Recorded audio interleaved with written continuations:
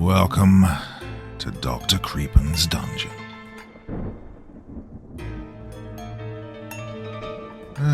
Television. That one invention that enables you to be entertained in your own living room by people you would never dream of having in your home. So we will see in tonight's 5 Tales of Terror. Now, as ever before we begin, a word of caution. Tonight's stories may contain strong language as well as descriptions of violence and horrific imagery. If that sounds like your kind of thing, then let's begin.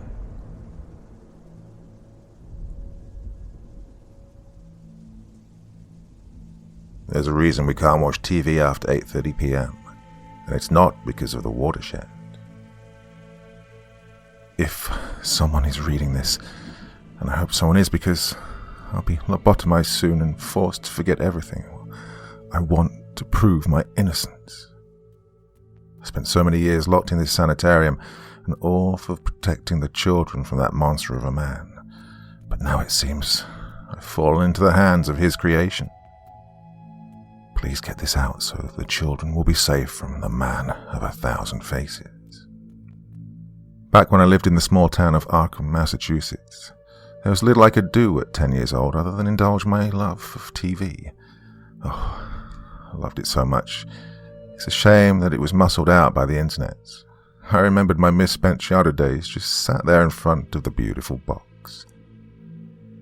Whether I was watching my favorite weekend cartoons or tuning into game shows right after school, you'd be hard-pressed to find a day when I wasn't in front of the set. However, like many other children around the area in which I lived, I was forced away from my precious TV at 8:30. The main reason was due to the Watershed ending. Now, I'd argue bordering on straight-up fighting with my mum to let me watch until 10 p.m, but I was always told no, and that if I kept on watching the TV past that time, the man of 1,000 faces would find and kidnap me, never to be seen again. I personally didn't believe in the urban legend, but both my parents and even grandparents were adamant of his existence. I'd go to school and feel left out as my friends would tell me of the cool shows that were broadcast past Watershed, like the outrageous Saturday Night Live or WWF, yet none of them had ever seen the man of 1,000 faces. On the 20th of February, I remember walking to school and seeing a flyer stuck to a post. As always, the flyer was a missing person report. This wasn't uncommon, sadly, but I developed a passion for collecting these flyers. Missing. Kelly Roon. Disappeared on the 15th of February, last seen watching TV at her dad's house. I grabbed the flyer and shoved it into my pocket to present to my friends at school. I had, after all, sat next to Kelly all of last year, and felt it only right to get her disappearance noticed. I guess I understood why. A small girl who was known to have an alcoholic dad and had attempted to run away before might not seem like the work of a fairy tale man living in the TV, but, well, this felt off. A few children had disappeared from around our town and were usually found departed just outside the industrial estate. The first few disappearances went under everyone's radar, but when a child named Tyler McMolly, rest his soul, was taken, well, it shook the town. Tyler was the first child who was found alive, if you could call it that. His body was covered entirely with puncture holes that led into his veins. His veins themselves seemed all but collapsed, but he was missing both a kidney and his liver. Apparently his very last words were, "Don't let the man of 1,000 faces get me." But this was from an unreliable source, so take that as you will. I overheard the stories that circulated, and soon they gave birth to the urban legend of Tyler McMolly. A now popular story that kids told on the playground went that one night Tyler was watching his favorite TV show, Marathon, on Cartoon Network. When the clocks turned to 8:30, Tyler was sent to bed, angry and defiant. Well, Tyler waited for his parents to go to bed, and then he made his move. Like a ninja, he silently slipped out of bed and through the crack in his door, softly tiptoed down the stairs and into his living room, where he turned on the TV. Tyler sat down with a remote in one hand and a few chocolate bars that he'd stashed away, and he began searching the channels. After a while, Tyler kept seeing a character that was dressed in the same suit, but had a different person wearing it that corresponded to the show. A prime instance was the black and white checkered suit that was worn by a news anchor And then in the next program, there was a children's show with a person's head replaced with a puppet. Tyler became more and more discomforted by this, but continued looking through the shows until the early hours of the morning. When Tyler's parents woke up at 7 a.m., they were in fits of panic. Tyler had vanished from the house. The only thing left of him was the TV remote, a few chocolate bars, and his imprint in the chair. Well, the neighbors and the police were no help either. Everyone just assumed Tyler had run away until they found his barely living body, that was. The story did its rounds of the playground like any normal horror story would. And from that day on, I began collecting the flyers. When I presented the flyer to my friends and told them the man of 1,000 faces had captured another child, well, they all laughed at me. No one more so than my best friend. Now, my best friend was a guy named Robert, and he, for one, definitely didn't believe in the man of 1,000 faces. In fact, he would actively scrutinize me for even talking about him. Robert was what you'd call a no-nonsense person with a very forceful attitude to boot, so much so that the nickname he had until his untimely passing was Bossy Bart. As part of a plan to show me this man of 1,000 faces was a fabrication, Robert invited me to a sleepover at his house. Once I'd arrived at the house, we began watching TV up until we were told to turn it off by his parents. Robert mockingly said, "Oh, we know we'll risk being kidnapped by the man of 1,000 faces." Robert scoffed at his parents and continued to proclaim that we were adults now and we should be able to watch the good post-Watershed programs.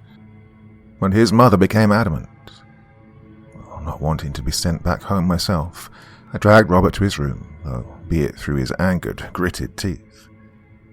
As we sat in the decent-sized bedroom, I decided to recite a horror story based on my interpretation of the man of 1,000 faces. I believe he must have been a former TV personality who one day upset the wrong people by calling a family irresponsible or something. Then, as he left his show set, he was kidnapped. The people who jumped him drove him out to the now empty industrial district, where they beat him and left him in a blood heap, but alive. Fate, however, had a different idea. A large loose piece of roof fell onto his neck, severing his head. And now, in death, his spirit takes children away from irresponsible parents to show them a better future, and those who would rather return home would end up dead and stripped of their organs for the other children to eat. Word for word, Robert said, "What a load of bull. That's put me right to sleep," the unimpressed tone ringing from his voice. I angrily turned to face the wall to sleep. I didn't need to talk to him during this sleepover after all. Just before I did fall asleep, I saw Robert stand up and mutter something like, "I'll prove it's false." I was woken violently by Robert shaking me. Through my haze, I could see his face looking twisted and distorted through the dark. He almost looked like he was about to die from fear. In my sleepy state, I attempted to ask what was going on, but all Robert did was begin to rock back and forth, crying about the man of 1,000 faces and just how real he was. Before I could do anything, a large snapping sound rang throughout the house, and Robert went still. The once fear-filled boy that was Robert now stood up, completely frozen. Without making a sound, Robert quickly walked to his door and slipped through, first to the landing and then down the stairs. He silently moved into the living room where his giant TV shone a disheartening static around the room. As Robert approached the TV, a program began to play through the heavy static of the screen. The show looked like something from a network access channel, which seemed strange as Robert's family had satellite TV. The TV showed a shot of a table seating around 10 children, 4 on each side, 2 sitting opposite each other on the ends. Robert, seemingly bewitched, began to climb through the living room window, walking towards the industrial district that was just beyond the highway behind his house. As I watched my best friend mindlessly walk through the darkened hours of the morning, both in his PJs and barefoot, I knew he had to be hypnotized or something. After staying a safe distance to Robert, we came to a small storage building that sat nestled behind the much bigger-looking corporate warehouses. Robert entered and began climbing through a metal trap door that lay open on the back wall. As I walked forwards, I could see the door slowly closing, so I made a dash for it. Sliding under the door, I fell about 5 feet onto a lush, felt-carpeted floor. The area I'd landed in resembled a long, funhouse-style corridor, with multiple morphed doors that radiated different bright colors and had neon lights peeking from the cracks. I could see Robert entering a door at the far end of the corridor, and I began to run as fast as my legs could take me, but the more I ran, the further the corridor seemed to stretch. I stopped running and collapsed from exhaustion. The taste of copper filled my breath as my lungs heaved back and forth. As I raised my head to assess how far the ever-extending corridor had become, I fell forward and landed on the door. The door itself was designed to look like a rainbow, having all the colors converge into a white circle in the center of the door. And above the door was an off-red bulb and a sign that said, "When lights turn red, no admittance." I opened the door and slowly entered a large room, roughly the size of a school gymnasium. In front of me were 2 giant bleachers filled with what looked like crudely cut out children and their parents. A loud buzzer filled the room, and in a panic I rushed underneath the closest bleachers.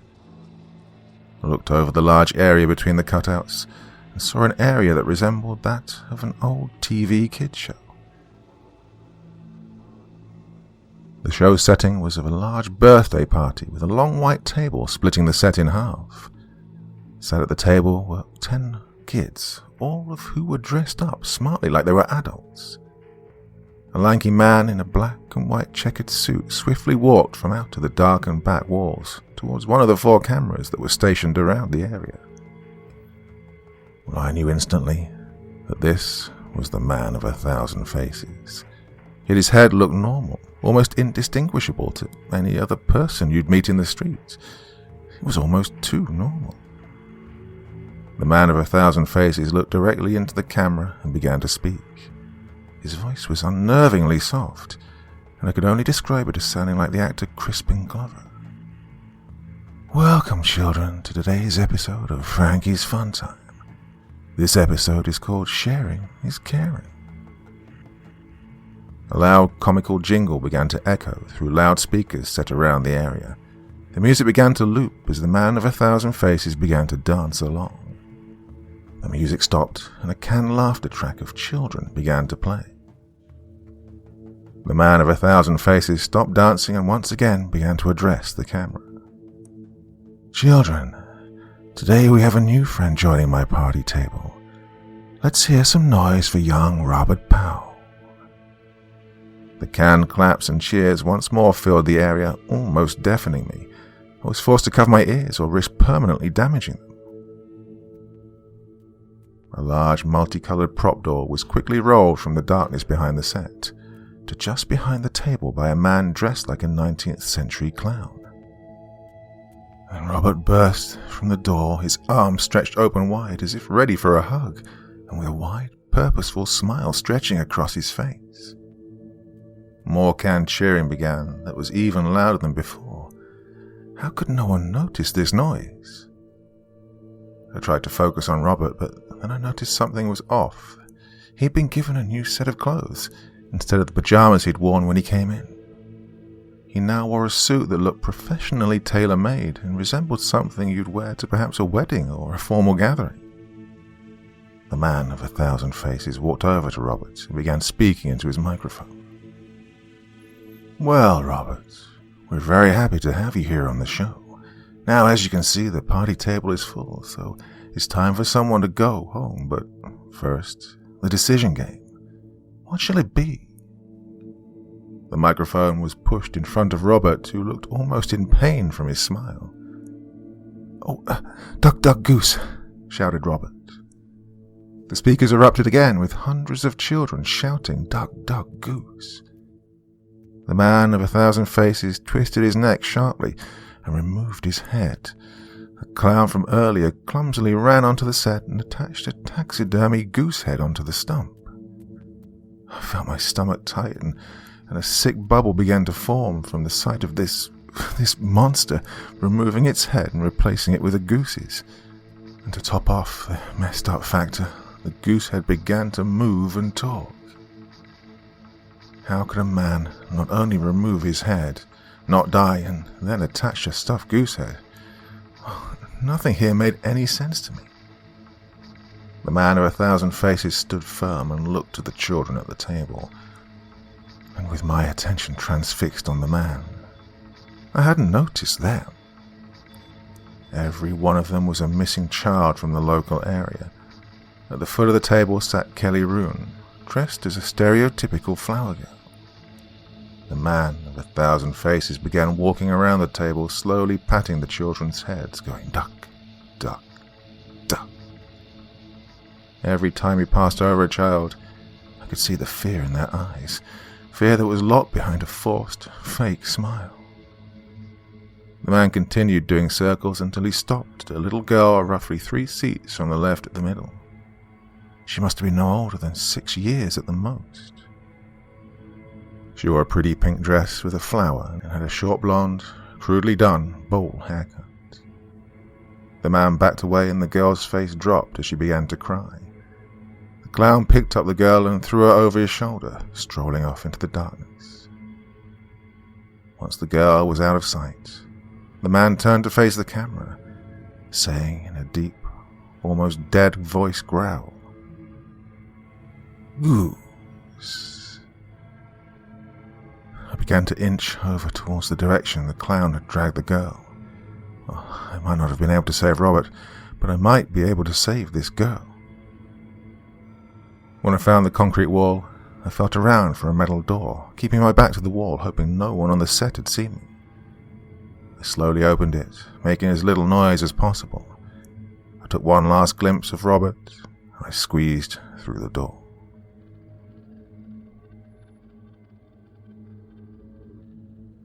As soon as I entered the hallway, an overpowering stench, similar to a hospital, assaulted my nose. Everything smelt so clean and sterile. The corridor in front of me was far different from the one I'd entered. Across the walls were white tiles, and the ceiling lights were now fluorescent light bulbs. As I walked down the corridor, I came across 2 doors opposite one another. My curious mind decided to peek inside, but I wish I hadn't.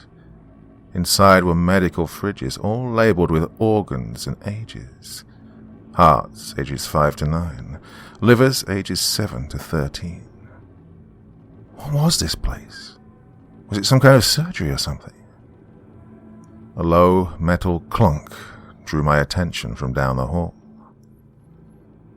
At the far end of the hall sat a set of double doors with the name of a theatre above it. A reasonable person would have run far away by now, but I wasn't a coward, and I didn't want that girl to die, just like every other child. I peeked my head past the doors and nearly screamed. The clown was now wearing a doctor's scrubs, a sheet of plastic as an apron.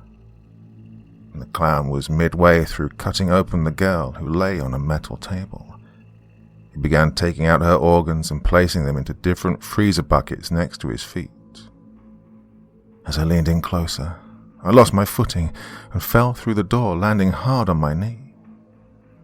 The clown looked up from his work, and we locked eyes. That moment, everything felt slowed. My adrenaline was pumping overtime, and my brain was trying to think of what my best action would be.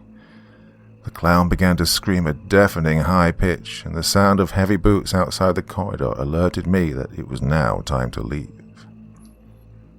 I turned and ran through the double doors, only to see 3 headless bodies, one dressed in the signature black and white checker suit, and the other 2 naked but smooth all over, similar to a Ken doll, standing blocking the hall. The sound of a motorized saw blade behind me forced my flight response, and I slid under the legs of the middle man.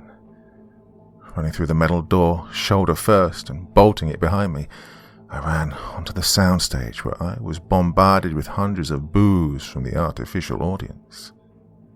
The set was now empty of children, and the man of 1,000 faces. Well, I didn't get enough time to look over the set properly as the 3 headless men kicked the metal door from its hinges. I ran into the hall with all the misshapen doors and got to about midway down the hall before I realized I was running still on the spot. As I looked down, I noticed I was moving backwards towards the door to the set. I ran as fast as I could, jumping the last stretch, barely making it onto the solid floor. And behind me I heard the door smash and the 3 headless men push themselves through it. As I looked back, I saw one of the headless men dig his fingers into the roof and began crawling towards me. The other 2 men began simultaneously crawling across the sidewalls parallel to each other. I reached up for the hatch on the roof of the hall, but felt a snag on my shirt. One of the headless had grabbed me. As I twisted to free myself, I could now see inside the hole of one of the headless men's neck. Inside were hundreds of metallic-like tethers and what I could only describe as blinking red lights.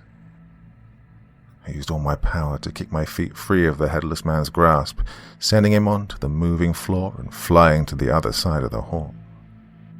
Using this confusion, I climbed out of the hole and bolted the hatch shut before running home, stopping only to throw up from exhaustion. I frantically banged on my front door multiple times, begging to be let inside to the warmth and safety of my home. My very understandably angry dad swung open the door, clenching the aluminum bat he kept next to his bed. He swore bloody at the top of his lungs at me and dragged me inside to bombard me with questions. We both settled down as my mother calmly walked downstairs, seeing what the commotion was about. I explained my story in full multiple times to my sleep-deprived parents, but all they did was brush it off as my overactive mind, coupled with my friend's undoubted involvement. I was sent to bed thoroughly annoyed that no one believed me, and I just failed at saving Robert. Only the following days would tell. I was forced into the police station the very next day. I was left in a small room with a mirror and a grimy-looking table. After a few minutes, a rather unhealthy-looking cop entered, followed by a man in a grey business suit. The cop spoke first. "Hello, son. I'm Deputy Barnard, and this is Dr. Steen. He's a psychologist from the local hospital." I looked into that doctor's eyes as he reached to shake my hand. Those eyes that I'd seen before, last night. They belonged to the 19th century clown who was butchering that poor girl. I was asked to tell them everything from last night, which I did, apart from mentioning the clown, although I guess that part didn't matter anymore. My story was laughed out of the station near enough by the deputy. As for me, I was to attend therapy from the man who'd started all of this. Going to the session was a horrible ordeal, but I had to for my parents' sake. How could they trust me if I didn't go? On the first day I attended, I sat opposite the doctor, his face contorted into the smile of the clown. He asked me to recount all of the details of the night, from start to finish. Reluctant as ever, I did, and all he did was take notes. He didn't threaten me or hold me captive. He just wrote down everything. The more I attended the therapy, the easier it became to explain my story, until I accidentally let slip about seeing the clown.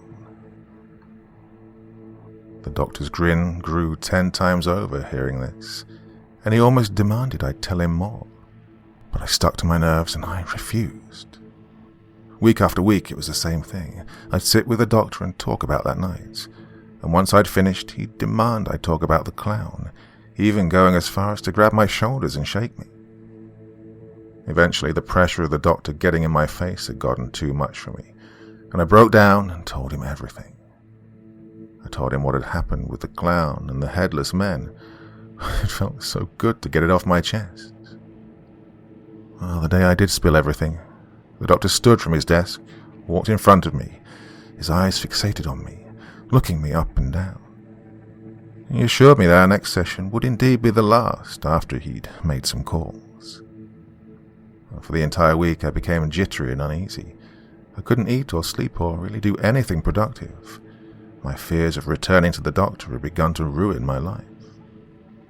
Sadly, as is always the case, I had to return for my last therapy session.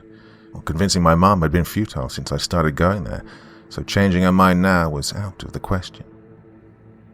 I sat in the doctor's room alone. It seemed odd he wasn't sat behind his desk, as he always was. As I thought it over more, the door behind me opened. I twisted quickly in my chair, hearing my back crack as I did.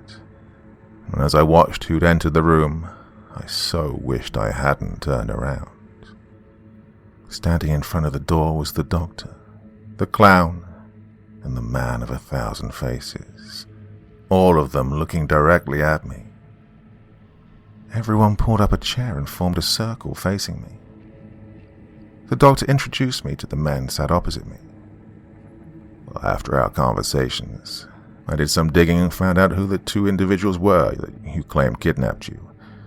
Friend, these two people are actors from the TV show Party Time at Frankie's. The man of 1,000 faces stood up and introduced himself. Well, hello there, Slugger. My name's David Agnew. You must have seen me play my titular hosting part, Frankie. And yeah, I know about those silly little stories and rumors about me, but as you can see, they're not true. His voice was the exact same as from when I'd heard him back at the set. As the man sat down, the clown stood up and did a little jig as he introduced himself. Well, hello, Sonny. My name is Alan Smithy, and I play bongo in the TV show Party Time at Frankie's. He finished his speech with a honk of his foam nose, but I know this wasn't the clown I'd seen from that night. Although his body and face were pinpoint accurate, his eyes weren't the same. The doctor placed a table in front of me and placed a metronome on it. And his words went something like, "Look deep into the metronome and hear my voice. What you saw was the backstage of a children's TV show, one your friend was on. He ran away afterwards because he was so upset. You then saw a clown and he scared you, and you ran into some mannequins, and now you're deathly afraid of them." After that, he began saying a series of unconnected words. Frankie, clown, 1,000 faces, TV show, party. After that I blanked out, unable to remember anything. I did, however, start to scream and cry as I saw a clown sat opposite me. After attending the therapy, I was diagnosed with 2 new fears: automatonophobia, which is a fear of human-like figures that were not alive, like mannequins or robots, and the other being coulrophobia, a fear of clowns. I couldn't walk past shop windows without becoming afraid, nor could I attend the circus or risk breaking down at the sight of the colourful entertainers. Most of my time from then on was spent inside my room, away from my fears, trapped and alone, but safe. Nearly an entire decade passed on with my mind scrubbed, whole years believing something that just wasn't true. Children still occasionally went missing, snatched out of their homes, but now I felt as if it wasn't my problem. I had just finished my senior year at high school and was on the lookout for a job when I came across something in the local paper. Headless body identified as Robert Powell. The body of Robert Powell, who's been missing since 1988, has been found outside the long-abandoned Miskatonic storage warehouse.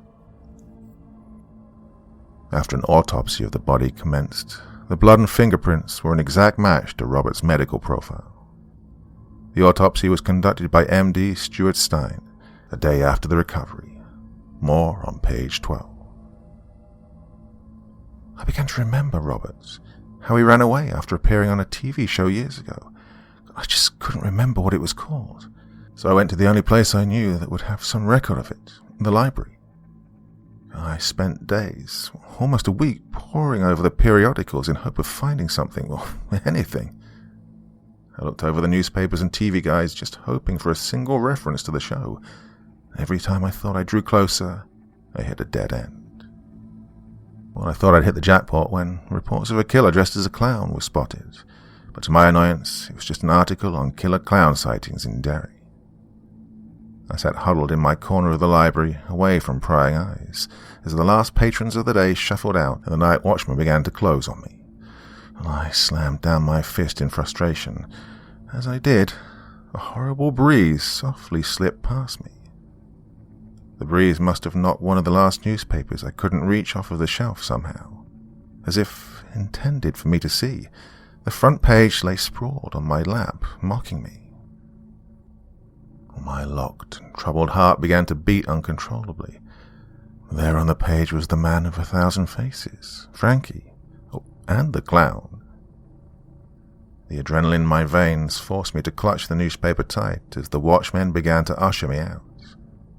I guess they didn't care too much about the newspapers because I still held it in a vice-like grip. I ran home, not stopping for the weather nor the traffic. I was completely oblivious to the world around me. When I reached the safety of my room, I locked my bedroom door with a deadbolt and pushed my cabinet in front of it. I didn't want to be disturbed by anyone. I placed the newspaper onto my desk and began studying it from every angle. To a normal person, it would just have been a normal copy of the Arkham Gazette, but to me, it held answers. The picture on the front was of Frankie and the clown standing among doctors and nurses in the children's ward of Denver's State Hospital. The caption underneath read, "Local doctors celebrate as the first child heart transplant is a success." Dr. Stein West, nephew of ostracized Dr. Herbert West, proved he was indeed nothing like his uncle. Having been donated a heart from a donor, Dr. West modified and then inserted the organ into a pacemaker and successfully transplanted the organ. To help with the festivities, both Dr. West and head nurse Michael Morgan dressed up as the children's favorite TV show characters from Party Time at Frankie's. Nurse Morgan dressed up as host Frankie, who children nicknamed the Man of 1,000 Faces, and Dr. West dressed up as Bongo the Clown. The TV show, as anyone who was around in the 60s would know, was called Party Time at Frankie's. It was a weekly show where children would compete for prizes. Unfortunately, due to the sad passing of Frankie's actor, Randall Yates, the production was shut down and the studio was sold off to Miskatonic University. I put down the paper, trying to comprehend what I just read. Stranger still, as I read certain words, my head began to throb. I made it a painful note to write down the words that hurt. Frankie, clown, 1,000 faces, TV show, a party. I then recorded my voice on tape and began playing the words back. Everything I thought I knew was pushed away for the truth. That night I spent at Robert's house, and how he'd been mesmerized by the TV show. The TV show, it's where everything that went bad had begun. Well, that night I stayed up late flicking through the channels on my mini TV, trying to find the correct station. It must have been a few minutes past 3 when I came across the horribly made opening for the show. The obnoxious music blared from the speakers. "Welcome, boys and girls, for the greatest show in the world. Put your hands together for Party Time at Frankie's." As soon as the show began to play, I knew something was wrong. The set looked far more professional and was shot almost like it was on a 16mm camera. When Frankie and the clown appeared, I felt shocked, as they were both most definitely not the two I'd encountered years ago. In fact, this felt like an entirely different show. Every now and then I'd see a brief clip spliced into the footage. It bugged me so much that the next night I carefully took my parents' VCR and copied the show. As I watched over the tape, I became more and more aware that there was a single frame image there. With great effort, I managed to get the single frame on pause. It was something I'd seen before. A single metronome sat mid-swing with a line of text reading, "Come to our studio to appear in an episode of Miskatonic Storage Depot." This is how they'd done it.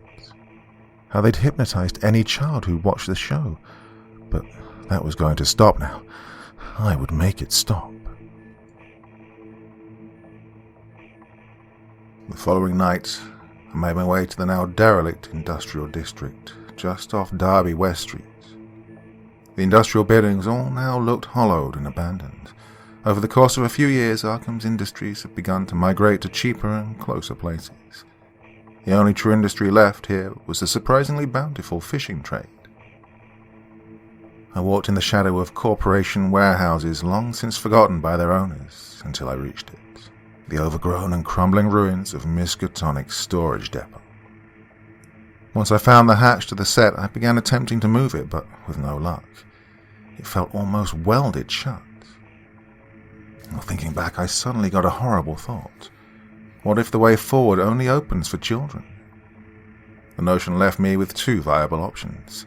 Number one, I could come back with explosives and blow my way inside, but that would let everyone know I was coming. The second idea was better, but it would force my morals to be questioned. I'd have to send a child here. 2 weeks slowly dragged by until I found a babysitting job. Nothing special or spectacular, not a celebrity or anything of the sort. And what happened next felt like a daydream. It was the exact opposite of anything I would have normally done. I let the child watch TV until the show came on, and just like Robert did so many years ago, the child went stiff and began walking out the front door and towards the industrial district. I kept a nice pace with the child and followed him to the trap door, which opened as the child walked towards it. As I dropped down the hole, I hoped to land on the soft carpet, but instead I landed on hard concrete and shreds of ripped carpet. The hallway had not fared any better than the building outside, as all the doors of different shapes and sizes had now all but fallen apart or rotted away. I looked at the child, who gleefully skipped across the floor with no resistance. I thought I wouldn't be so lucky, but as I walked, I found the floor slightly shift and then jammed to a stop. My older brain finally clicked on to what had been happening. The corridor was actually a large treadmill, most probably made to stop unwanted visitors, but like the rest of the area around me, it had withered and broken with age. I entered the already decrepit set of Party Time with Frankie. Time had fared no better here either. The set looked decayed and rotted. The only things that looked new were the table and chairs that sat the children. I hid behind the now rotting bleachers. Frankie walked forwards to address the cameras. He looked impossible, by which I mean he hadn't aged a day in well over 9 years. He seemed almost perfectly preserved. And the loud cheers of children that serenaded my ears had all but become horrifically distorted, as if they were the screams of the trapped souls of the dead children. Frankie began his opening line, his voice still sounding the same as it did so long ago. "Welcome, children. Today's episode is called We Can Be Friends." I placed a set of ear protectors over my pounding ears and endured the screams of the artificial audience. "Children, today we have someone new to play with. Let's welcome Christy Gills." Christy, the child I was tasked with looking after, slowly walked through the large door at the back of the set and stood next to the table. Christy had also had a wardrobe change and now stood in a frilly red dress. "So, Christy, tell us what game we should play." Christy thought for a minute and then asked to play hide and seek. Frankie removed his head and replaced it with one that left me in an angry but sad state. His head was now an older Robert, dressed to look like a pirate. In a rough version of Robert's voice, Frankie said, "We play hide and seek then, but first we be needing to remove a crew member." I watched as the clown grabbed a boy around about 12 years old and dragged him to the metal door. And I knew what had to be done. Silently I waited and then followed the clown a few moments later. The medical hallway looked so clean and well kept, definitely not like the rest of the set. The smell of cleaning fluid and canistered oxygen still assaulted my nose, only this time I knew what it was. As I peeked through the doors down the corridor, I could finally understand what was going on. It would seem the good doctor was harvesting children's organs, possibly to sell on the black market. The other door I hadn't looked in now lay ajar, and inside lay the 3 headless bodies and a large collection of heads in jars. The heads sat all motionless with their eyes closed. They almost looked like they were sleeping. The liquid looked thick and a green, luminous tinge to it, giving off the feeling it was some kind of mucus. As I circled around the bodies, I got a perfect look into the hole where the heads would have been attached. Inside was a mesh of human organic tissue and metallic pipes connecting everything. But I guess I'd say it was an augmented body. I followed 2 large cables that dug deep into all of their chests towards the far wall. The pipe connected to some kind of power generator that was supplying them with energy, and another pipe was plugged into a vat of the green liquid, pumping it into the bodies. I don't know why, but I pushed the lever on the tank down, depleting the vat to roughly a quarter full. The headless ones began to violently shake, uncontrollably, until their chests burst open, ejecting the green liquid all over the room. Next, I began dragging the jars off the walls and stamping on them. A selection of different heads, both human and animal. Well, I didn't stop. I couldn't stop. I stood motionless in the room as the door flung open. Standing there, with an expression of shock, was Dr. Stein, still dressed in his clown gear. I watched as Stein began to laugh maniacally, as if some sort of joke had just been told. Without thinking, I grabbed one of the tubes and thrust the pipe into his chest. Stein shrieked in pain, trying to grab at the pipe, but it was too late. The green liquid had begun pumping into his body. With his last words, Stein looked at me and said something, a single word. Lian. My mind cast back to when I was a child in therapy. Dr. Stein had stood next to me and whispered these words into my ear. Kill the headless. Kill them all. Then you will kill me, and finally you must present me at the table where you shall sit and wait for the police. Stein's laughter dragged me out of my daze as he exploded in a shower of blood and the green liquid. I felt like a puppet on a string as I dragged all 4 bodies through the metal door and onto the set. All the children lay dead in their seats, having had their necks snapped. As for Frankie, he was nowhere to be seen.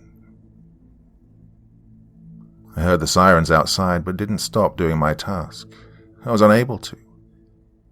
As I sat at the table, the entire police force pushed through the entrance door, guns at the ready. No amount of explaining in the world would get me out of this. I was sentenced to life in prison for being a copycat stalker, as well as murdering over 10 children. My saving grace, however, wasn't much good.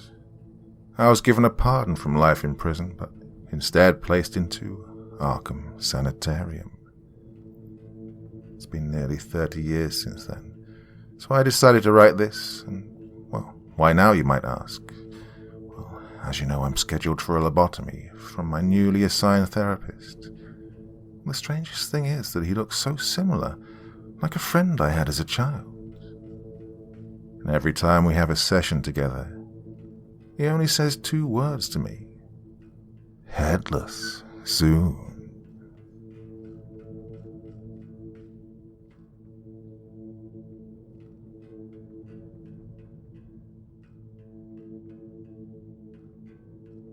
The Channel. Around mid-October, my television started to make a noise. Not all the time, just when it was set to a specific channel. Well, the noise it made caught my attention. The channel appeared one day with some weird code in the corner. I figured it was a glitch due to it just being made available.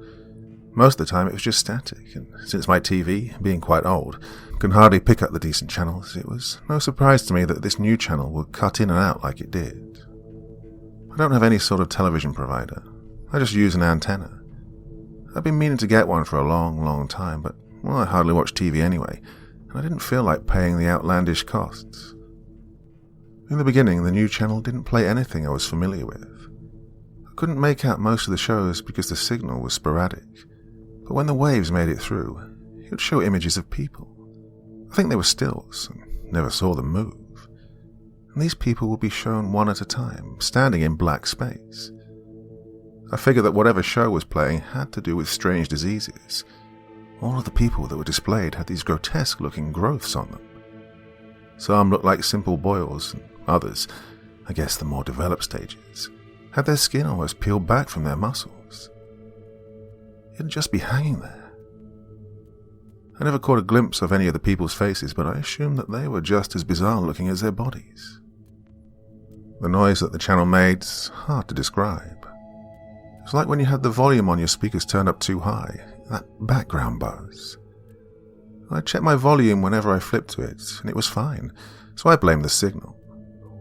When nothing good was on the few channels I could pick up, I flipped to the new one, and sure enough, the noise was there. Whatever the show was, it was interesting enough to wade through the static to try and make out what was happening. After a couple of weeks, the people in the images started getting closer to the screen. They'd be more detailed, and they seemed to be decomposing further. They would lose more and more of their skin as they crept forward, and after a while it looked like they were coming towards me. They started to discolor. It was like the air was getting to them, and the noise started getting louder as well. It began to cross over into the other channels I could pick up, and so did the images. I thought it could be a fault of my television, so I stopped watching it for a while. Not too long after, out of curiosity, I flipped on my TV and turned to the channel, but it wasn't there. I went through all the available channels 3 or 4 times, and it was nowhere to be found. The noise had stopped too. A few days ago, I woke up in the middle of the night. All I could hear was the noise. I went into my living room, and sure enough, my TV was on, and up in the corner was that code. The images, though, were right up against the screen, like they were pressing on it. They were flickering between one another. I ran over and turned it off, and I stood there for a while, making sure everything was okay. Eventually I calmed down enough to go back to bed. Well, the channel hasn't been on since. My TV is fine and all the old channels work. Lately though, out of the corner of my eye, I can see the people. They're just as decayed as when they were on the screen, but one thing's different. They move now. And I can hear the noise too. And it's getting louder.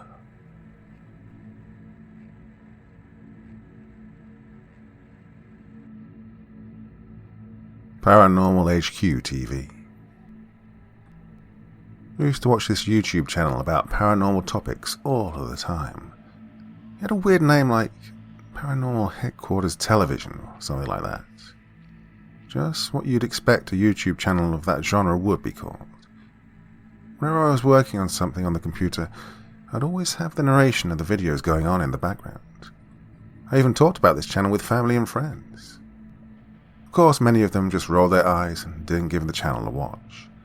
They didn't share my interest in the paranormal, but they always supported my strange obsession with it. I've always been into learning about the mysterious and unexplained mysteries of the world. The weirder the topic, the better. Well, you might say I've had a lot of paranormal experiences in my life, so learning about people who've gone through similar things was a bit of a comfort. I continued my ritual of logging into YouTube and listening to this channel for a year. I learned about every topic possible from the Marfa Lights to the Skunk Ape. Not one paranormal topic went untouched. At the beginning of the new year, the channel narrator started a new series about paranormal experiences he'd personally gone through. It had its own little playlist, so I started listening to that more than the main channel because, well, I love hearing people's personal paranormal stories more than anything else. I listened to him talking about all sorts of things from lizard men to spotting Bigfoot in the woods. But one day, logging into YouTube and going about my usual ritual of listening to his playlist, I immediately noticed that something was amiss. The new video didn't have the same audio quality as his other videos. It was grainy and scratchy, and there were parts of the audio that could not be heard at all. In the audio that did get through, sentences like, "I may not return again after this," and "I found something I shouldn't have," peeked through the noise every once in a while. I figured that this was just a jump scare video or something, so I didn't pay much attention to it. Well, this was a channel that focused on the scary end of things after all. But the next time I went to find the channel, it had completely disappeared. No matter where I searched for it, on YouTube, on Google, on every search engine I could think of, it was just nowhere to be found. Even the website that I would visit occasionally had completely disappeared. It was like it had never existed. The weirdest thing was that when I talked to people about the YouTube channel in a vain attempt to get some information from others about what had happened to it, no one knew what I was talking about. Even the friends and family I'd shared the YouTube channel with had no idea what I was talking about when I brought the topic up. Eventually I gave up trying to find the channel. I thought that maybe I really had just imagined the whole thing. I tried not to think about it, but then, when I was browsing for new paranormal channels to watch, a video with the narrator of Paranormal Headquarters popped up in one of my search results. I clicked the video right away without even reading the caption. The video played and turned out to be a news story. It was dated, having been broadcast the previous year. In the news story, the lady on screen talked about the narrator, who I had learned was named Corey Felton in real life. Corey had apparently gone to a party with some friends and disappeared shortly after. They'd launched an investigation into his disappearance, but as of the date of the broadcast, no one had seen or heard from him. This intrigued me, so I looked for follow-up news stories about Corey Felton. They progressed throughout the year, talking about how no matter how many search parties had set out to find Corey, no one could find him. The last news story said that due to the length of his disappearance, it was assumed that Corey might be dead, but they were still keeping up hope that they would find him. All of this information was almost too much to process. While Corey was supposedly missing, I'd somehow been watching a YouTube channel narrated by him. Could it have been that he ran away and was making the YouTube channel from an unknown location? Did he already know his life was in danger before making the channel? Questions like this rushed through my mind. I thought that I should share what I knew about Corey with the family. They had a website which reached out to the internet community and pleaded for people to give them any leads they could think of to get their boy home safely. I sent an email talking about everything I'd been watching on YouTube for the past year, including his personal playlist about the paranormal. I didn't get a response for a while, but then Corey's mother called me one day out of the blue. She sounded quite excited on the phone and asked me to meet up with her and her family in Bangor, Maine. She said she'd pay for the plane ticket as I lived in Paris, Texas, and insisted that I visit their family, being that I was someone who had information about her son's disappearance. So that's what I did. I flew out to Maine to meet Corey's mother and the rest of their family. When I arrived, his family greeted me with warmth.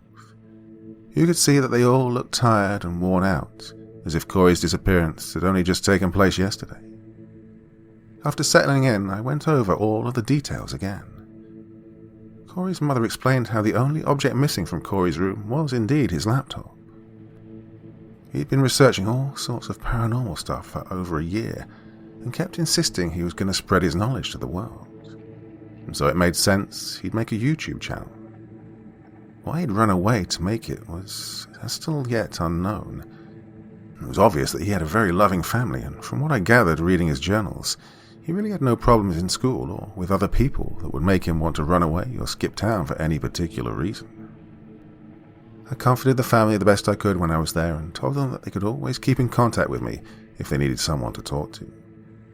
They were grateful for that, and even after I left a week later, I kept in contact with Corey's mother, his father, and his older brother through email or Facebook. Unfortunately, I was never able to find anything else about Corey Felton again. That YouTube channel was the only connection I had with him, and that had long since disappeared. However, a few years later, Corey's mother sent me a lengthy email explaining how Corey had returned to them, seemingly lacking any sort of memories from his past or recollection of what had happened to him over the time he'd disappeared. He only showed up at the house because he'd been dropped off there by a white van. The local police were looking into the case, but were not coming up with much of anything that could help the family. Corey was slowly adjusting to being home again, but he wasn't the same teenage boy that had gone missing. He wasn't interested in paranormal stuff anymore. In fact, he intentionally stayed away from it, or insisted that that stuff wasn't real. He didn't like any of the foods he'd liked in the past. All of his clothing preferences had changed. It was like he was a whole different person. But honestly, this didn't bother the family. They were just happy to have him home. The final email was the last connection I had with the Felton family. They got busy with their own life and trying to help Corey adjust to being part of their family once again. I went back to listening to paranormal shows like usual as I worked on homework from university or building one of the websites I did as a side job as I was going through school. But the strange nature of Corey's disappearance always stuck out in my mind. I would never forget the YouTube channel he made and his final message talking about how he didn't know if he'd return after finding out whatever he had about the unknown. It always made me wonder what he'd found that would make him fear for his own life and why he'd run away from his family in the first place. I only know one thing. After seeing what happened to Corey, I'm keeping my paranormal experiences to myself. I mentioned before that lots of weird things have happened to me, but you won't find me talking about them, at least not here. Because the internet is the place those people who took Corey are watching, ready to erase the memory of anyone who knows more than they should about the paranormal. If you're a person who likes paranormal things and sharing them with other people like me, let this story be a lesson to you. Keep your stories to yourself. You never know if the men in the white van are watching your every move. And if you say too much, erasing your memories might not be the only thing they do to you.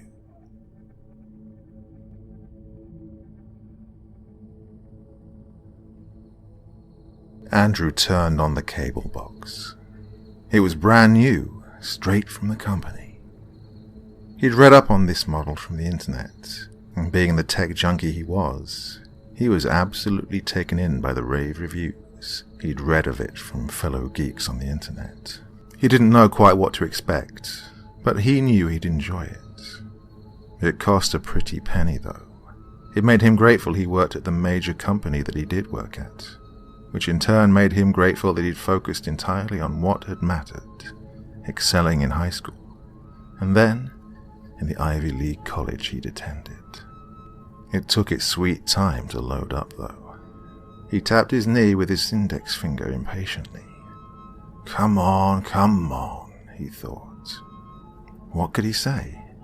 He was eager to watch his shows.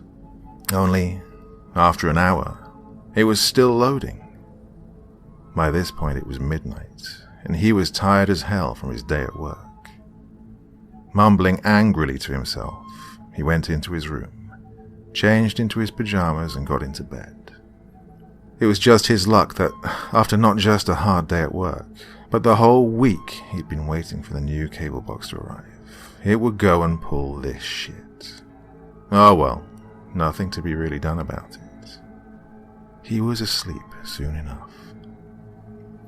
The next day arrived. Fucking finally. Getting up, strolling eagerly out into the living room and sitting down on the couch, he grabbed the remote and switched on the TV. Sure enough, it was the news. Now, he'd never been a news guy, so his initial reaction was that this was boring as hell, when something caught his eye. The picture on the TV was amazing. Simply amazing. It was like high def, but better. The image quality was so sharp, and the color so bright and vivid. A wide smile slowly appeared on his face as he kept watching the news, just soaking in the fact that, yes, he'd made an excellent choice buying this. So, there he was watching the news, just enjoying his new cable box that he'd plugged into his TV. But he noticed something odd happening.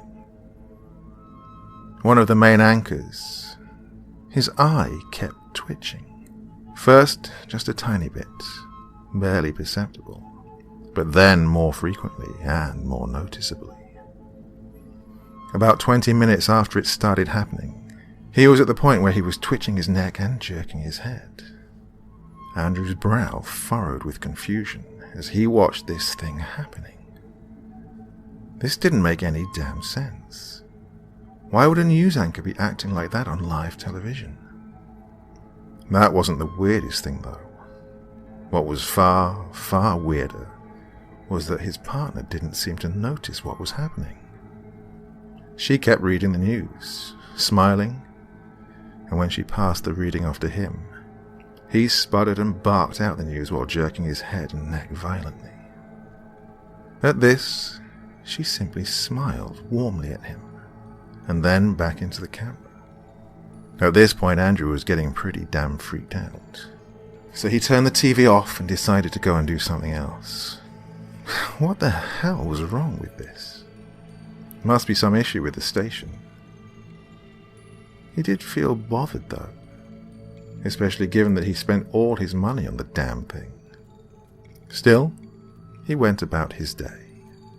He made himself breakfast, did some work on a major report for the AGM of his union local, and then headed out, having remembered that he had to drop off some government forms at various offices downtown. So, he left. In his living room, the still warm cable box sat snugly beneath the TV. As he went about his day, though, he felt chilled. This nagging tension eating at the back of his neck that made his hairs rise on end. He got home 7 hours later. The sun was low and red, shining a soft yet dull orange glow across the landscape outside his home. He got inside, took his shoes off, and casually moved over to the couch and plopped down, switching the TV on with the remote as he did so. What happened to be on was one of his favorite cop shows, the ones where they were rough, tough, and gritty, and always got their guy in the end, even if they had to cross all the lines to do so. For the next half hour or so, he watched the hour-long show, enjoying the hell out of it as he did so. And then, something weird happened. In a tense, serious interrogation scene, the lead detective couldn't stop giggling and glancing at the camera, an idiotic grin plastered on his face. The interrogation continued as normal. The criminal started yelling that he'd never snitch. The detective's partner screamed that he'd go away for 20 to life. But by that point, the lead detective was laughing his ass off, staring directly into the camera. No one else in the scene noticed. At this point, Andrew was getting bothered by all this. Way bothered. His heart started to race, and subtle yet raw fear crept into his heart and began to nest there. His hand trembling, he turned the TV off. After it was off, he quickly stood up and walked into his bedroom, trying to put all of this behind him. Climbing into bed without changing into his bedclothes, he reflected on how this was an incredibly freaky situation that he had to get away from for the moment and try to figure out. He didn't think of what was happening though. He actively tried not to think about it. In that, he succeeded, drifting off to sleep quickly. Before he fell asleep though, something happened. His mind drifting to what he'd seen on the TV, through the cable box. He found himself groggily, so much so that he wouldn't remember when the next morning arrived, giggling uncontrollably at what he remembered from the news and the cop drama. As an odd sort of fog descended over his mind that was in no way related to him falling asleep, he found himself utterly entranced by what he had seen. Getting up the next morning, he went through the usual morning routine. Shower, breakfast, getting dressed, the whole deal. He specifically avoided turning the TV on. He wasn't going anywhere near that damn thing. He'd seen enough horror movies to know that you don't fuck with shit like that. Maybe it was an issue with the station. Maybe the damn thing was haunted. Even still, he specifically avoided turning the TV on for the next few hours. Just something about it and the cable box kept him away. That didn't last. He went about his day, he thought about it, and finally told himself he was being ridiculous. After all, it was probably an issue with the station after all.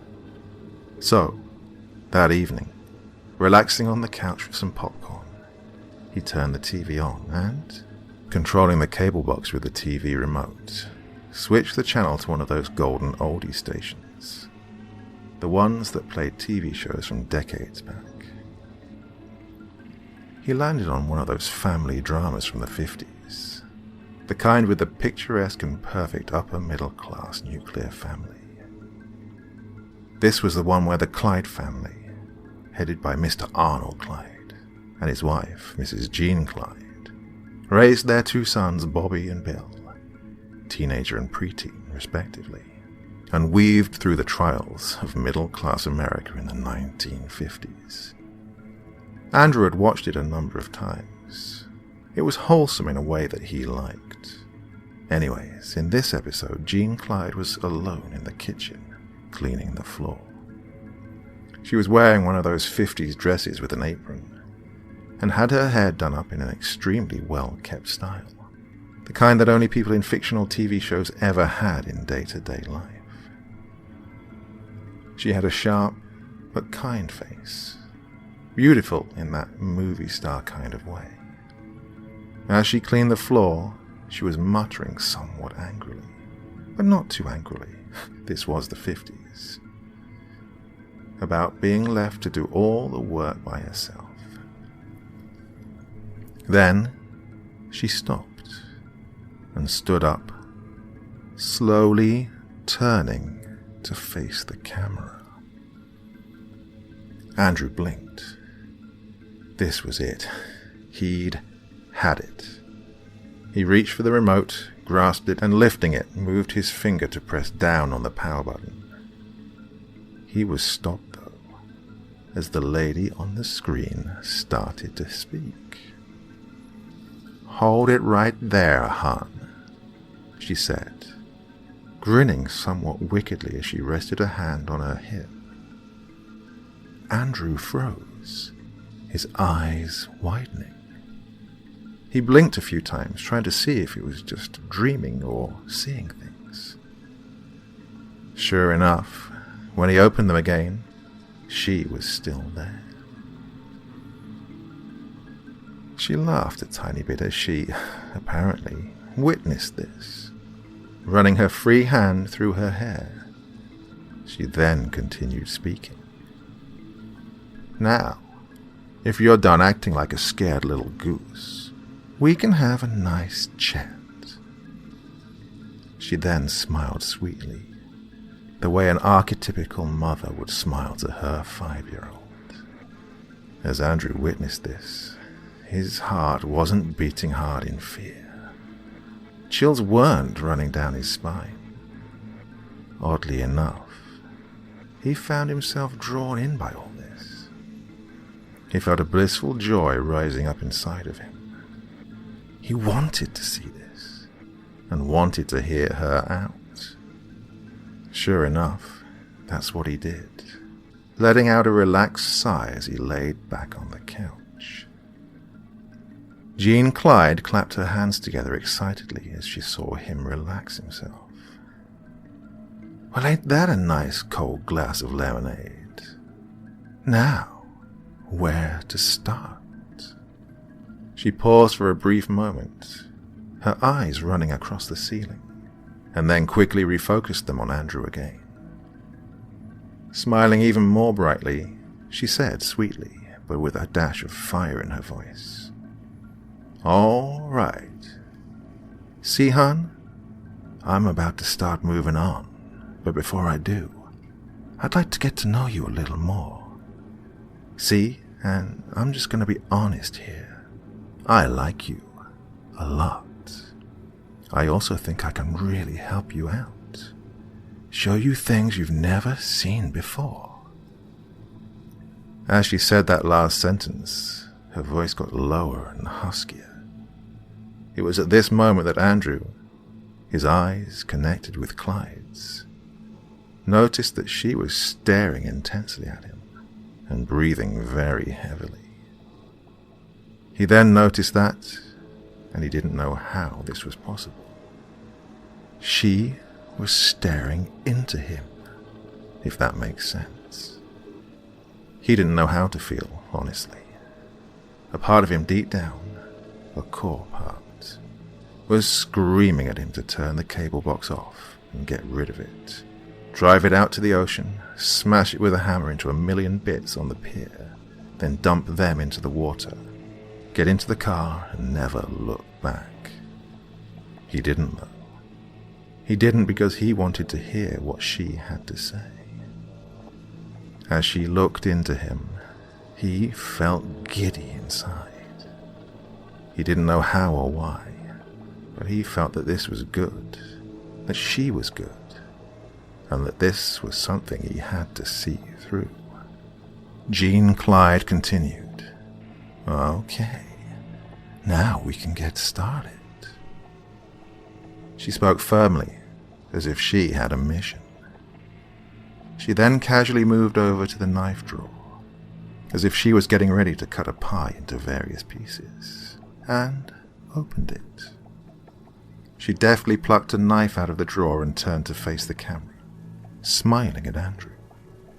She smiled brightly as she held the knife in front of her. She smiled brightly as she lifted it, and she smiled brightly as she began to cut, hard and deep, into her neck, tracing the blade into a wide cut across the entire front of it, as the blade sliced the skin open, just as if it were butter. Blood splashed and rushed out of her neck all over the front of her in a violent cascade. As Andrew watched, the one thing he couldn't forget later on, that never left him, was that she was smiling the entire time. This was too much. There was the part of Andrew that wanted to keep him watching, that made him feel like he needed to keep watching. More than that, he felt a strong urge, a near, overwhelming drive, in fact, to touch the cable box. "That's all it'll take," that voice inside of him said.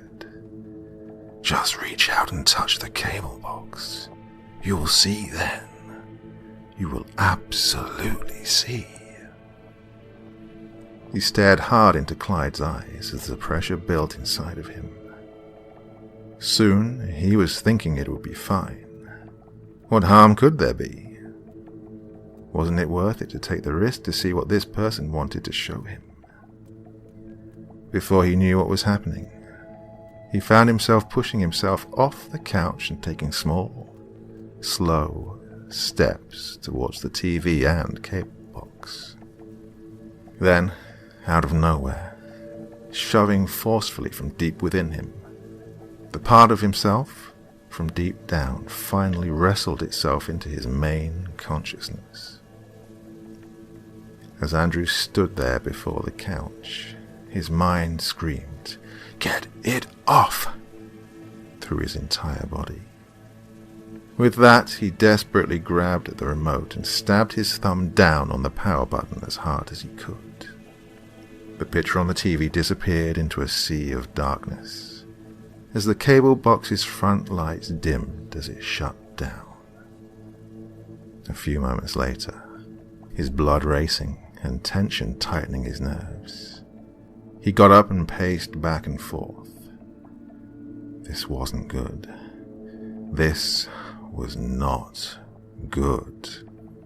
What the fuck was that? His mind was racing 1,000,000 miles a second. Why was he about to touch the cable box? As he paced, he felt terrified shudders race through his body. Whatever it was in that thing had nearly got him. It nearly fucking got him. Tears of pure fear welling in his eyes, he stopped and glanced at the cable box. There it sat, small, black and compact, with the company logo on the front side of it. He knew he had to get rid of it. He knew this. By the end of the evening, the cable box was dropped beside the dumpster outside his apartment. Good fucking Fucking riddance, Andrew thought as he walked away from the box back into the building. He went to bed early that night. That night he dreamed of DeaconClarke, smiling as the laughing detective from the cop show put his gun to her head. As he pulled the trigger and the bang of the pistol firing exploded into his ears, he awoke, his eyes shooting open. The next day was a work day. It was easy, very boring and routine, to be honest. Andrew spent most of the day going through his sales reports, compiling them into a report for his supervisor. In the break room during his lunch break, he sat by himself and ate his lunch alone, as Brenda and Ryan from accounting gossiped about Jenny's out-of-wedlock pregnancy with her boyfriend, and how they had no idea she'd break the news to her husband.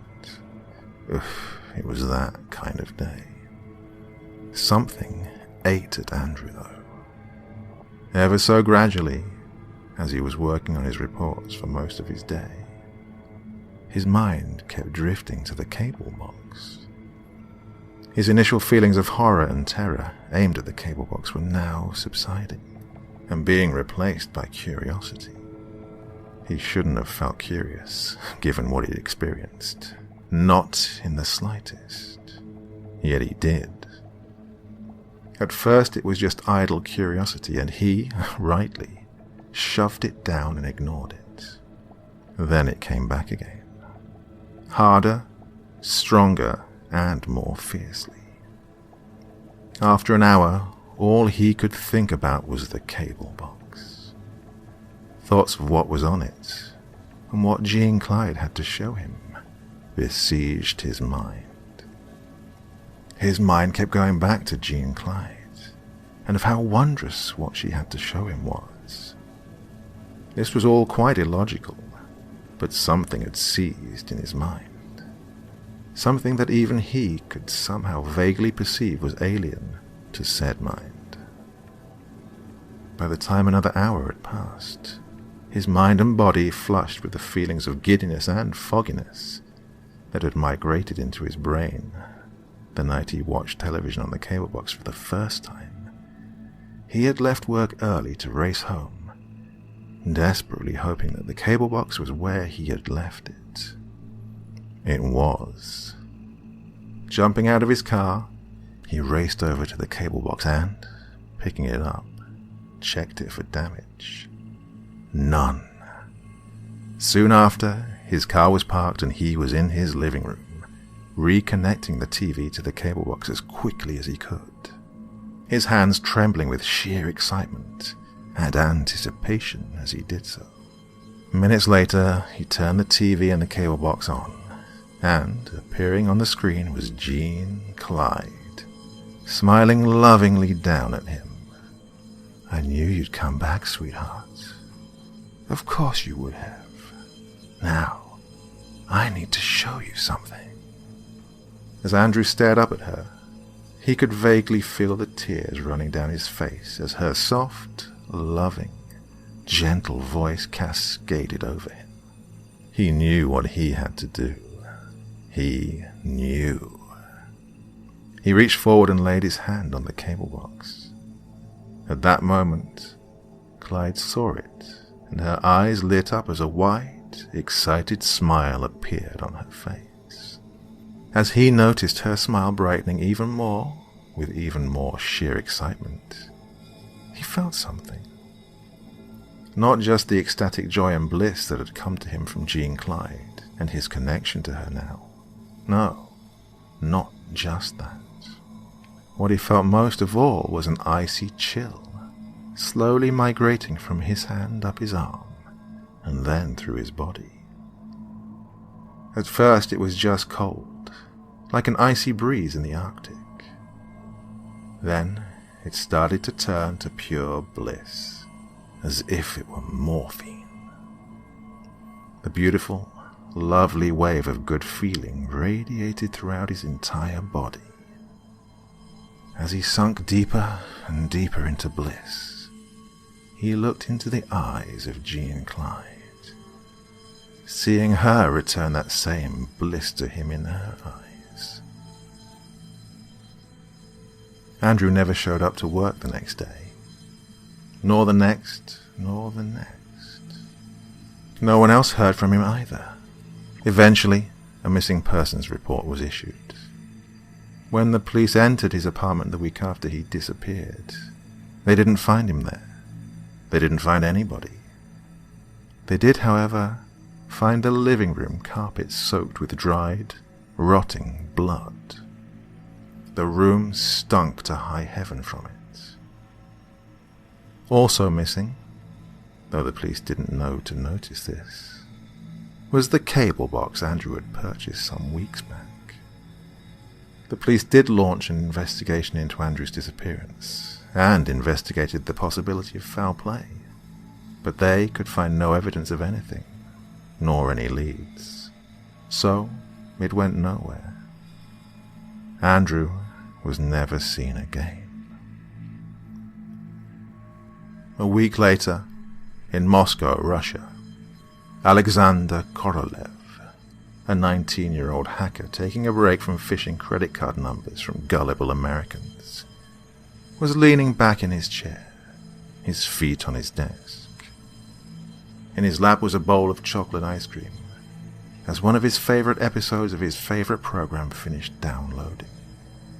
As it started, he smiled in a satisfied fashion. DeaconClarke was angrily cleaning the floor. Then, something weird happened. Stopping abruptly, and then standing up and facing the camera, Jean smiled, speaking in perfect Russian. With a sweet, kind-natured voice, she said, "Hello, Alexander. We need to talk."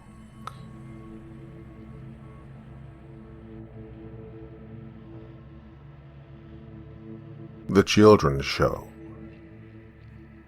My family moved to the rural town I grew up in to escape to a quiet, calm atmosphere. Acres of land separated the neighbors' houses from each other, and grass meadows were spread out hundreds of yards. I couldn't invite over any of my old friends from the town I formerly lived in, and the houses were too far from each other to approach any of the neighbors' homes on my own, and meet any other children. So I spent most of my time in the first few weeks living there in the front yard of our house, sitting on the lawn and playing with my toys as my mother sat on the porch watching me. Although most of my memory from our short period living in that house is hazy, I distinctly remember a few events that transpired while I was 5. It began while I was sitting in front of the television, flipping through the channels and searching for my favorite show, a children's program featuring singing and talking animals. It was only on in the afternoons, and I couldn't find any station playing an episode, so I continued to search the channels. We didn't receive an abundance of channels in that town, but I could find a couple of popular stations. I landed on a show I was familiar with. I remember glancing at the corner of the screen and discerning it was a children's station broadcasting various well-known shows.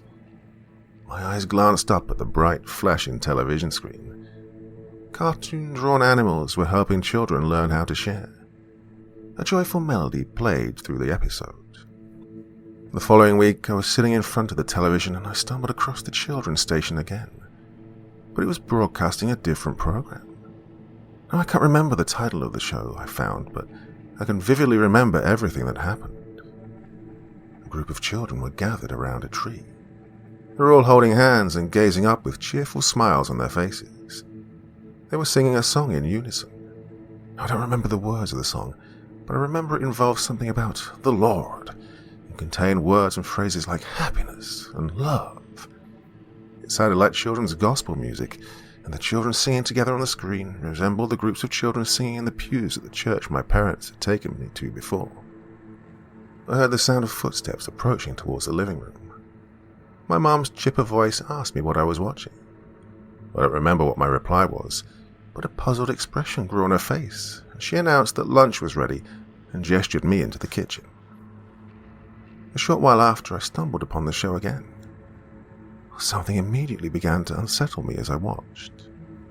There wasn't anything overtly strange about it, but something seemed wrong. I began to feel anxious, and a familiar lump grew in my throat. accompanied by a knot in my stomach that I felt growing whenever I felt nervous about a situation at school or with my friends. But the uneasiness developed into something I hadn't recalled feeling before, like I was watching something I wasn't supposed to be seeing. A voice narrated the importance of sharing, and the camera focused on a group of children sitting on a carpeted floor, toys spread out before them.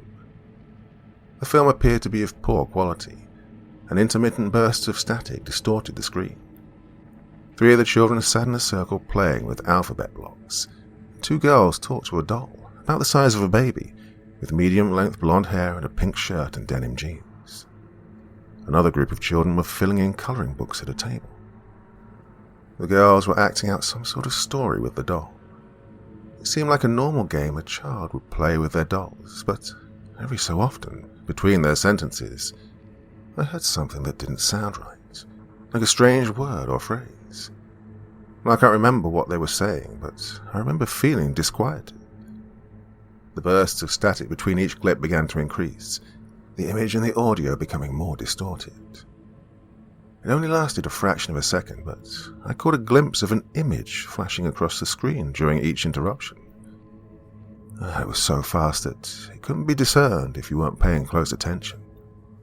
I only caught a glimpse of red as the image flashed across the screen for the last time. Suddenly, the image returned to normal. The audio was smooth and there were no interruptions in between clips. The children continued to play with their toys. I recall having a nightmare when I went to sleep that night. I remember that it was so vivid that I wondered if it had really happened for a long time. I was playing in a playground that I remembered visiting in my old town. I ran around underneath the warm sun. The sky was bright blue and the leaves of the trees gently rustled in the wind. I climbed up the stairs of the playground and rolled down the slides. I climbed onto the platform and gripped the edge of the slide I'd just pushed myself through, and was preparing to roll through it again. Just as I let go of the edge and felt my body slowly sliding down the cool surface of the slide, I saw a face at the bottom of the tunnel. It was red, its eyes were black with no visible pupils. It was sitting perched at the bottom of the slide, just staring at me through the tunnel. I was overwhelmed by impending fear. My mouth opened to form a scream, but no sound escaped. My eyes fluttered open and I tried to adjust my vision to the darkness. I was in my room, in my bed, underneath the princess-themed comforter. The red illuminated digits on my alarm clock read 3:34 a.m. My body was drenched with cold sweat and my face was stained with tears. I reached out my hand into the pitch-black darkness to turn on the light. My hand caught hold of the string and I jerked it down, my heart thumping so loudly I could hear it in my head. I sighed in relief when the light turned on, but the face of that figure never left my head. As it stared at me, I could feel the malevolent nature it emanated. Everything seemed to be normal the following morning. Our neighbors visited for the first time, and we sat down for lunch together at the table as they asked me questions about school and my favorite toys and movies and television shows. My mum explained that I hadn't begun preschool yet, and she was planning on finding a school soon, and they had a conversation about local schools. After the guests left, the show was playing when I turned on the television. The same group of children were playing a game of hide-and-seek, and the camera was following them. A song was playing in the background, an animated and whimsical tune. The camera followed their steps as they ran through doors, hid behind corners, crawled through tight spaces, and crouched behind furniture. A boy leaned against a wall and covered his eyes with his hands.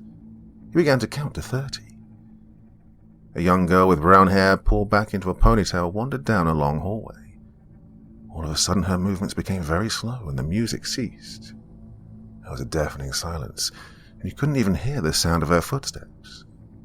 The camera began to shake and appeared as if it was gradually teetering from side to side, and I felt nauseous as I looked at the screen.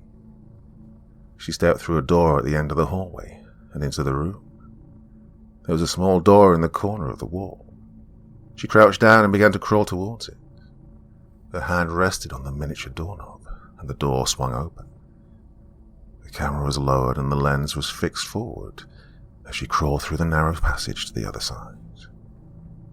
I couldn't discern what was on the other side, but I could perceive a glimpse of a room. There appeared to be nothing inside.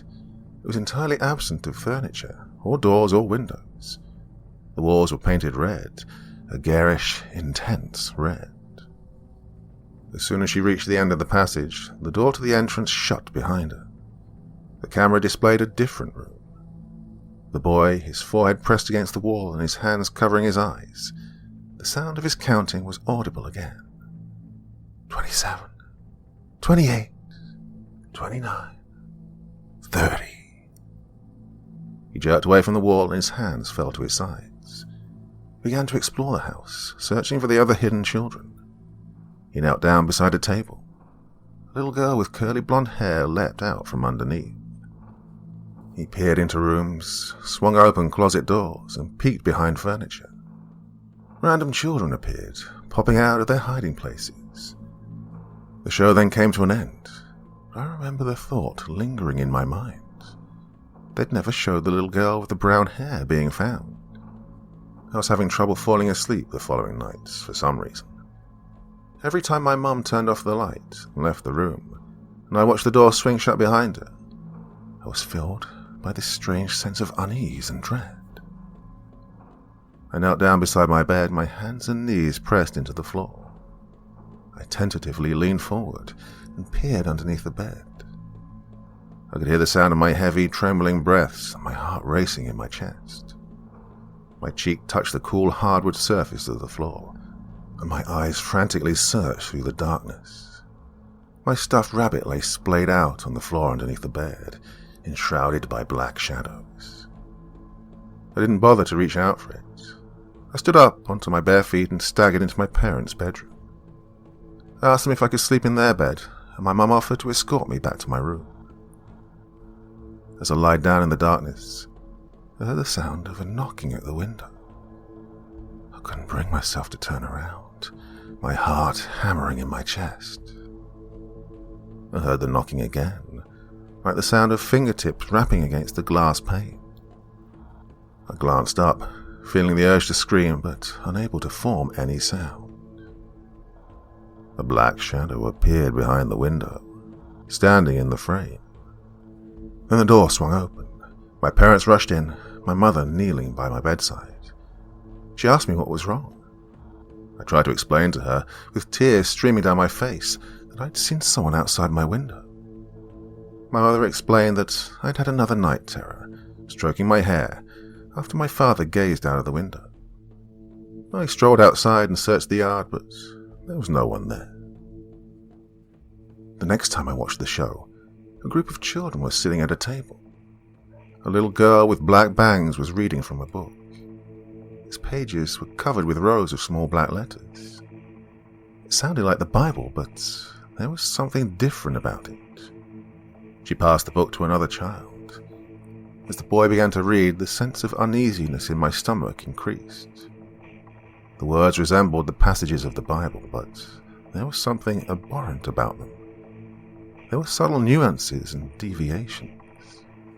In the scene that followed, the same group of children was sitting in a classroom. Their glances were fixed ahead in their seats. A faint, dull voice spoke in the background. Underneath it, I could hear this weeping sound. As the disembodied voice continued to deliver their speech to the class, it grew louder into a ceaseless wailing noise. I could hear the sound of pounding and banging. Images flashed across the screen, for a brief second in between the tape with the school children sitting in their seats. Well, I couldn't discern the contents of all the pictures, but as they reappeared, I caught a glimpse of an image of a hand, appearing to belong to a child, the wailing noise growing louder in the background. The hand reached up from an outstretched arm, fingertips scraping the wall, scraps of paint peeling off. The schoolgirl in one of the desks stood up from her seat and approached the front of the classroom with unsteady footsteps. She knelt over and vomited onto the floor. A stream of yellowish liquid emerged from her mouth and propelled towards the ground. And then the tape ended and the regular broadcast on the station resumed. I woke up the next morning to dissonant voices outside and the sound of my mother sobbing.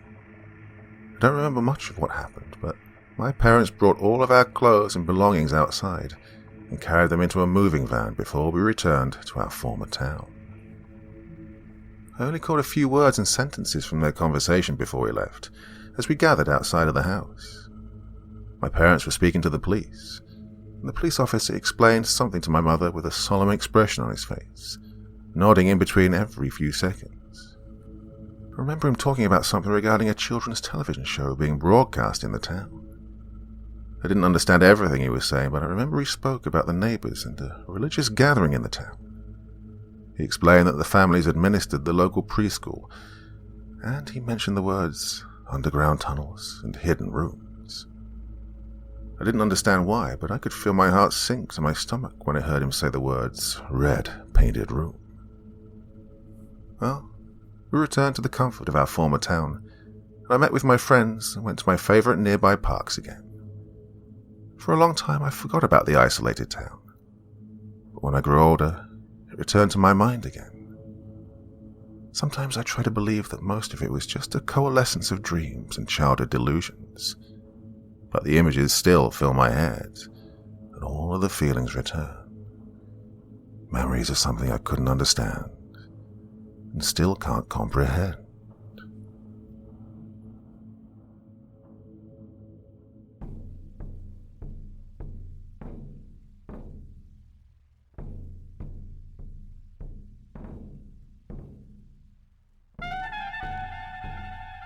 And so once again, we reach the end of tonight's podcast. My thanks as always to the authors of those wonderful stories, and to you for taking the time to listen. Now, I'd ask one small favor of you. Wherever you get your podcast from, please write a few nice words and leave a 5-star review, as it really helps the podcast. That's it for this week, but I'll be back again same time, same place, and I do so hope you'll join me once more. Until next time, sweet dreams and bye-bye.